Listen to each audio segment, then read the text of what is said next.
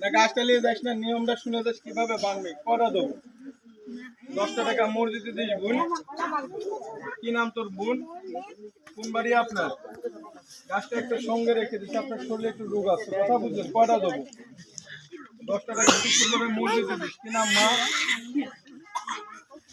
এই যে 15 টাকা মসজিদ করে শুক্রবারে দান করে দিস। এই যে গাছটা নিয়ে যা।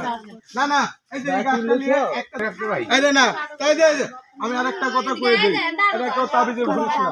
তাবিজে ভুললে তার কোনো কাজ হবে না, কথা বুঝলেন? এটা যদি এই যে এটা কাজ করলে কাপড়ে রাখলেও কাজ করবে, কথা বুঝলেন? সঙ্গে রাখিস, একটু বাধায় আছিস, একটা নেশায় আছিস, কোন নেশায় আছিস তাও বলে দেবো, মুট করে রাখ। লেখাপড়া করিস, গাছটা সঙ্গে রাখিস, সাপ পোকা না কামড়ায় দোয়া করিস। কয়টা দেবো?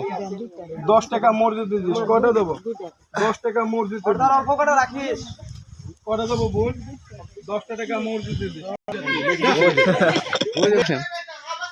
কথা কম পড়ো।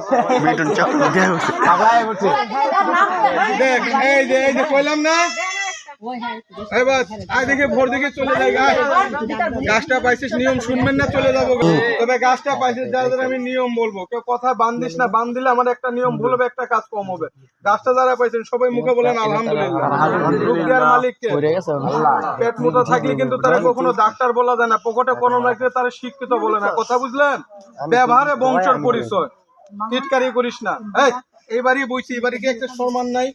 এই জায়গায় আপনারা হাউ কাউ করে চিল্লাবেন, রাস্তা দিয়ে মানুষ যাবে, কেউ ভাববে ওই জায়গায় মনে মারামারি লেগে গেছে, কবে কিনা।